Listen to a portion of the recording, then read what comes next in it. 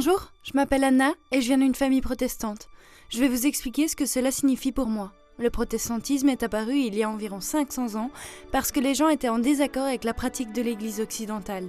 Un moment déterminant s'est déroulé lorsque Martin Luther a adressé une liste de 95 points sur les pratiques et les enseignements de l'Église à cette époque, qui, selon lui, n'étaient pas conformes à la Bible. Laissez-moi vous en dire plus sur ma vie de protestante. Quand je me réveille, j'essaye souvent de faire une prière rapide. Mon père nous a toujours clairement expliqué que la prière est importante parce que c'est un moyen de communiquer avec Dieu. La foi est très importante pour nous.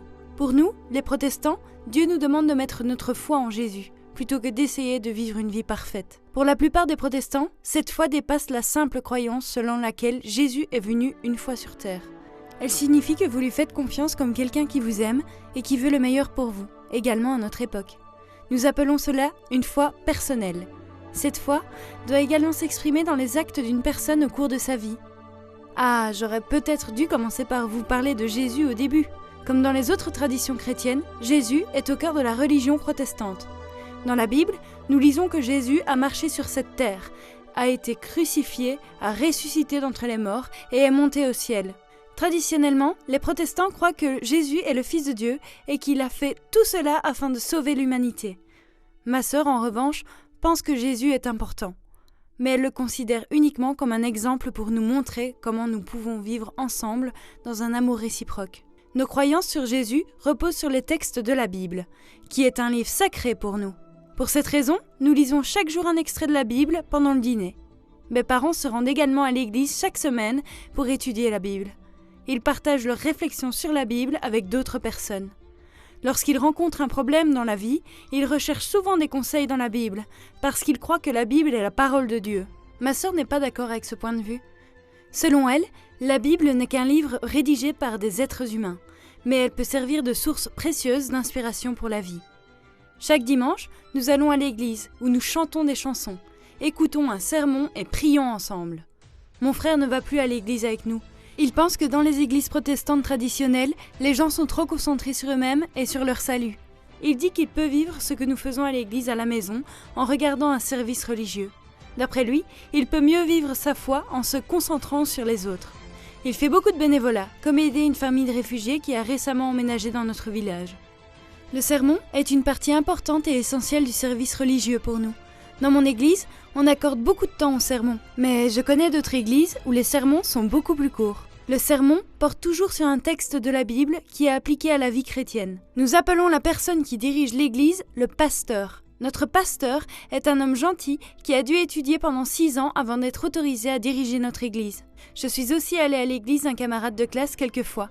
Dans son église, les personnes qui n'ont pas étudié, mais qui croient que Dieu les a mandatés pour parler dans les églises, sont autorisées à prononcer les sermons. Les pasteurs de notre église sont toujours des hommes. Les femmes ne sont pas autorisées à devenir pasteurs et ne peuvent donc pas diriger un service religieux. Mon père dit que c'est ce que la Bible nous enseigne. Dans notre église, il y a eu une discussion il y a 3 ans et il a été décidé de ne rien changer. Ma sœur faisait partie de ceux qui n'étaient pas d'accord. C'est pour cette raison qu'elle se rend dans une autre église. D'après elle, il n'est pas du tout écrit dans la Bible que les femmes ne devraient jamais prêcher. Elle pense également que cette croyance est dépassée. Une autre partie importante du service religieux, c'est de chanter ensemble. C'est ce qui nous permet de louer et de prier Dieu. Dans notre église, cela se fait sous la direction d'un orgue. Ma mère adore ça. En ce qui me concerne, je trouve ça un peu démodé. Ce que je préfère, c'est le groupe avec guitare, batterie et clavier dans l'église de mon camarade de classe. Un autre élément de nos services que nous considérons important, c'est la célébration de la Sainte Seine. Dans certaines églises, elle est encore plus importante que le sermon. Dans mon église, nous la célébrons une fois par mois lors d'un service religieux. La Sainte Seine implique de se souvenir ce que Jésus a fait pour nous, et elle consiste à manger du pain et boire du vin. Le pain représente le corps de Jésus et le vin, le sang de Jésus.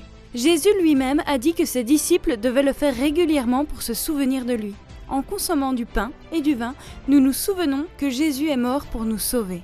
Pendant des vacances en Amérique du Sud avec mon oncle et ma tante, nous avons visité une église qui était totalement différente de la nôtre. Il y avait beaucoup plus de chants et beaucoup de danse. Il parlait aussi avec des sons étranges, que mon oncle a appelé comme cela « parler en langue ». Il priait aussi pour les gens tout en leur imposant les mains. Mon oncle m'a dit que c'était une église pentecôtiste. il a dit que les pentecôtistes considèrent qu'il est important d'écouter le Saint-Esprit.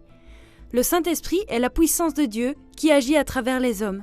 Les protestants croient, avec d'autres chrétiens, qu'il n'y a qu'un seul Dieu, mais il existe à travers 3 personnes, le Père, le Fils et le Saint-Esprit.